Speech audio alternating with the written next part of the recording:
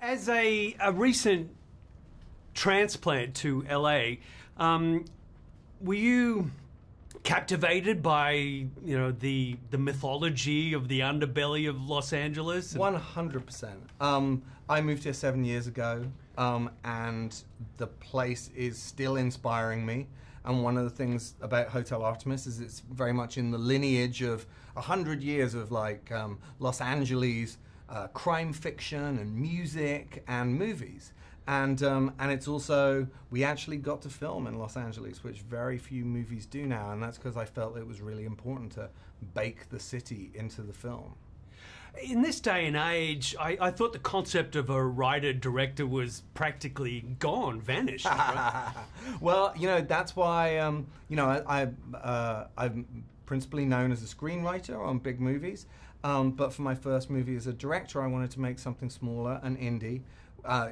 It looks like a big movie, but it's actually kind of smaller than it was, and it was a struggle to make it on the budget and all of those things. But what that allowed me to do was really put my fingerprints on it as a creator. And so for good or for bad, like, this is a movie that's of me. And what I think that does is give it maybe some personality that isn't always there in some of the bigger movies we see today. Right. Clearly, there's a vast cinematic history to draw from. What were your principal inspirations for Hotel Artemis? Well, there's a ton of inspirations for Hotel Artemis, and a lot of them are the sci-fi movies and genre movies that I grew up with as a teenager, from The Terminator to Repo Man. I always love movies that are like a tiny human story, but that are which are also a keyhole to a much wider universe that's only hinted at. But honestly, the movie that I always come back to is my favorite movie of all time, which is Casablanca. And frankly, a secret place for criminals where it all goes wrong on one night is pretty much the same story as Casablanca, and I'm absolutely okay with that. Hadn't made that connection, but it's okay. It was great to see Jodie Foster back on camera. Absolutely. And Jodie's never been a glamour puss, and clearly not in this role.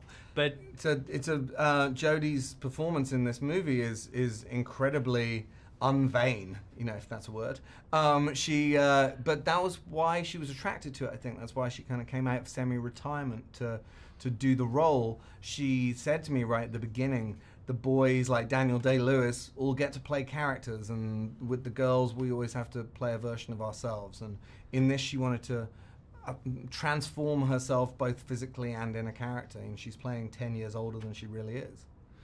There seems to be a bit of mystery how Jodie got a hold of the... Hey, I'm not interviewing her. You guys are. Maybe you can get it out of her. I never can. Did you ever ask? Sure. She was just like, I can't tell you. Interesting. Now, a couple of things. First of all, the criminal underbelly. It's the concept of Hotel Artemis as as the hospital for criminals. Absolutely.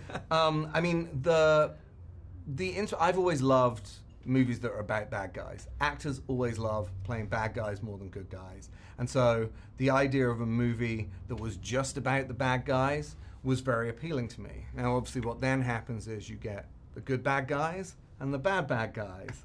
And what seemed like a great place to do that was one place that they would be locked in for the entire movie, and a hospital where they would be cared for by this old woman who has a tragedy in her background, who's the kind of Wendy who's looking after her lost boys.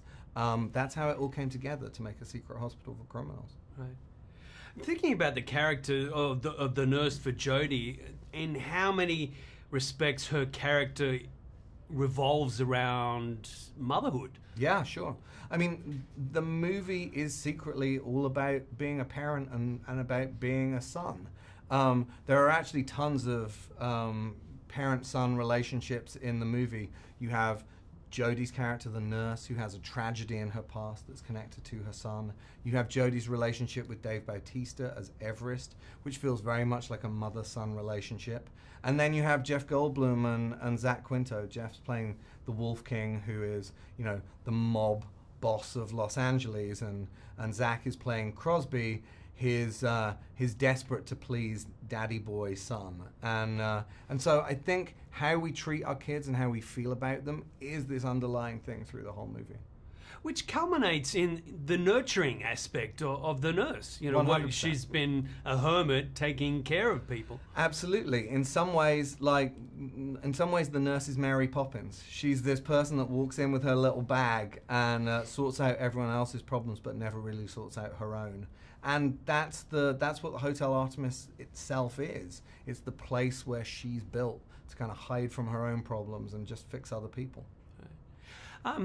To what degree was casting Jodie the catalyst for getting this production underway? Well, when Jodie came on board, she was the first actor in, and I'm a first-time director, and I have a movie that needs 9 movie stars in it. So I think Jodie being on board, both as an actor but with her directing experience, act as a kind of seal of approval and a signal to the rest of the cast that if Jodie Foster thinks that she's in safe hands, then maybe they can too. So I feel like that was definitely a flag that allowed people to gather to the movie. Right.